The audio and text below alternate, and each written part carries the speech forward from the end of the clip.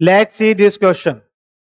हमें match the column दे रखा है और हमें बताना है कि भाई किसका क्या करेक्ट मैच होना चाहिए। तो यहाँ पर हमें फर्स्ट ऑर्डर सेकंड ऑर्डर के बारे में कहानी लिख रखी है एक साइड में, एक साइड आपको कॉलम दे रखे हैं रेट कंसंट्रेशन के बीच में, कंसंट्रेशन और टाइम के बीच में। तो यदि हम यहाँ पे बात करें कि जीरो ऑर्डर की यदि हम बात करते हैं, यदि आपकी जीरो ऑर्डर काइनेटिक्स है तो जीरो ऑर्डर के लिए जो रेट होती है वो कंसंट्रेशन के ऊपर डिपेंड ही नहीं करती। ये कंसंट्रेशन जो एक्टिव मास होगा इसकी पावर जीरो के डायरेक्टली प्रोपोर्शनल चलती है,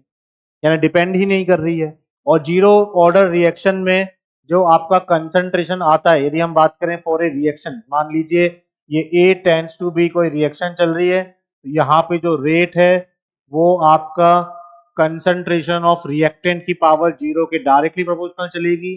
और यहाँ पर टी टाइम पे यदि हम कंसंट्रेशन देखेंगे तो A T equal to A naught minus K T,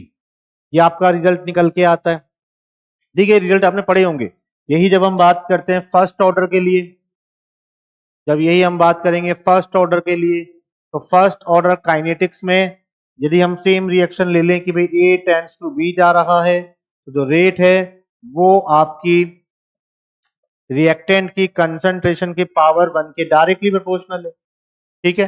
और यहाँ पर जो आपका रिजल्ट निकल के आता है उसको हम लिख सकते हैं, क्योंकि हमें लॉग कंसंट्रेशन दे रखा है, तो log A naught minus x, इसको हम ए टी बोलते हैं, equal to log A naught minus K T,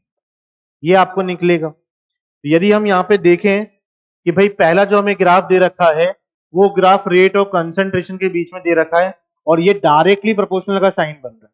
ठीक है, तो भाई किसमें हमारा रेट कंसंट्रेशन के डायरेक्टली प्रोपोर्शनल चल रही है, किसमें हमारी रेट कंसंट्रेशन के डायरेक्टली प्रोपोर्शनल है, तो फर्स्ट ऑर्डर में ये रेट जो है वो कंसंट्रेशन के क्या चल रही है, डायरेक्टली प्रोपोर्शनल चल रही है। यानी जो ए होगा वो किसको बताएगा, फर्स्ट ऑर्डर को, तो ए का आंसर क्या हो जाएगा, पी। ठीक,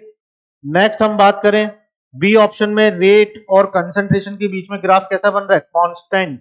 एक कांस्टेंट ग्राफ बन रहा है, यानी कंसंट्रेशन के ऊपर डिपेंड ही नहीं कर रही है रेट। तो यहां पर यदि हम देखेंगे कि भाई कंसंट्रेशन के ऊपर डिपेंड कहां नहीं चल रहा है, ये कहानी है जीरो ऑर्डर के लिए, तो जीरो ऑर्डर के लिए हम यहाँ पे बात कर देंगे कि बी का ऑप्शन क्या हो जाएगा, क्यू। ठीक है, नेक्स्ट हम बात करते हैं कंसंट्रेशन और टाइम के बीच में, आप देखोगे तो straight line, decreasing straight line curve बना हुआ है। तो डिक्रीजिंग स्ट्रेट लाइन कर्व क्या बनेगा, तो आप यहाँ देख सकते हो कि भाई अपन ने जो निकाला है कि A T equal to A naught minus K T, ये basically Y equal to M X plus C का कर्व भी तो है। यदि हम इसको सी प्लस एम एक्स बोले, स्लोप नेगेटिव हो गया, ये स्लोप नेगेटिव हो गया और इंटरसेप्ट पॉजिटिव है, तो यहाँ पर टी टाइम पे कंसंट्रेशन, ठीक है, और वाई आपका एक्स वाई एक्सिस पे और टी आपका टाइम आ रहा है एक्स एक्सिस पे, तो यहाँ पर A T equal to A naught minus K T किसको रिप्रेजेंट कर रहा है, ये आपका रिप्रेजेंट कर रहा है जीरो ऑर्डर को ही रिप्रेजेंट कर रहा है, तो आपका जीरो ऑर्डर हो गया। ठीक है, तो ए का पी हो गया, हमें दो ऑप्शन मिले, बी का क्यू हो गया, हमें एक ही ऑप्शन मिला, सी का क्या हो गया, क्यू हो गया। डी की बात करें तो यहाँ पर लॉग कंसंट्रेशन और टाइम के बीच में ग्राफ बना हुआ है, तो आप देख पा रहे हैं यहाँ भी जो आपका ग्राफ बना हुआ है लॉग कंसंट्रेशन, वो भी आपका कुछ इसी तरीके का बना हुआ है, y equal to M X plus C को लिखा हुआ।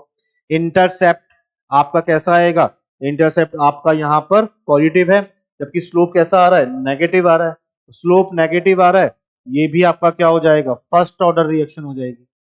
तो इसका भी क्या हो जाएगा, पी हो जाएगा। तो जो आपका आंसर है वो क्या हो जाएगा, ऑप्शन ए का पी है, बी का क्यू है, सी का आपका क्यू आ रहा है, डी का आपका पी आ रहा है। बाकी के जो स्टेटमेंट है उनका यहाँ पे कोई लेना देना ही नहीं है, वो ऐसे ही लिखे हुए हैं।